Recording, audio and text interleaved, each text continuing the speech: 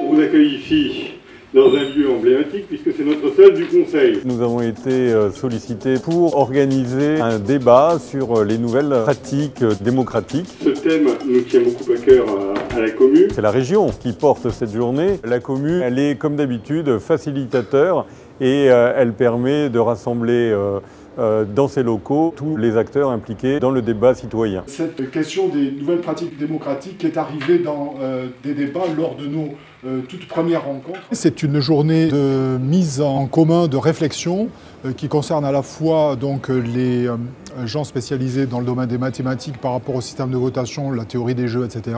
Et puis d'autre part les gens de sciences humaines et sociales. L'enjeu des citoyens, il est multiple. Ça va dépendre de l'enjeu pour chaque citoyen de participer à la vie collective et à la chose publique. Il est essentiellement de leur permettre de rentrer dans un projet de territoire, c'est-à-dire de donner leur avis sur la situation actuelle. Et nous avons besoin d'avancer dans ce phénomène de concertation, de transparence, de nouvelle démocratie, d'alterdémocratie qui sont au cœur de nos débats de ce jour. Jusqu'à présent, on pensait que le débat démocratique, c'était le débat entre ceux qui font de la politique.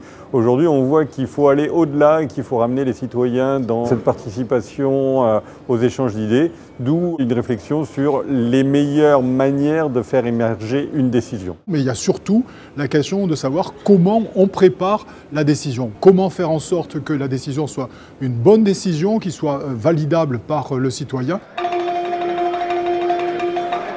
On a beaucoup discuté des modes de scrutin et aussi de la manière d'organiser les débats. Nous avons créé une association, Mieux voter. Le message est clair. Depuis 200 ans, les scientifiques travaillent sur les modes de scrutin. Ils ont inventé des systèmes, plusieurs systèmes qui sont largement meilleurs que le système qu'on utilise actuellement.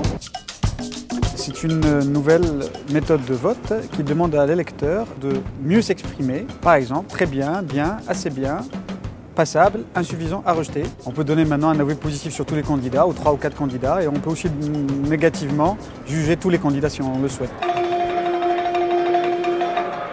La finalité, oui, aujourd'hui, c'est de restaurer une envie de démocratie et aussi d'alerter les décideurs sur la nécessité de faire vivre cette démocratie. Il ne faut pas imaginer la recherche comme quelque chose d'éthéré, c'est quelque chose d'abord qui répond à des vrais besoins et qui sait trouver des arguments fondés scientifiquement pour avancer des solutions nouvelles. C'est également la mise en relation de gens qui appartiennent à l'est de l'Occitanie et à l'ouest de l'Occitanie qui ont aujourd'hui la possibilité de dire leur centre d'intérêt commun pour se coordonner et avoir enfin la possibilité d'imaginer de nouveaux projets représentatifs de l'ensemble de notre grande région pour définir les moyens de subventionnement que la région mettra en œuvre dans l'avenir à partir de 2021.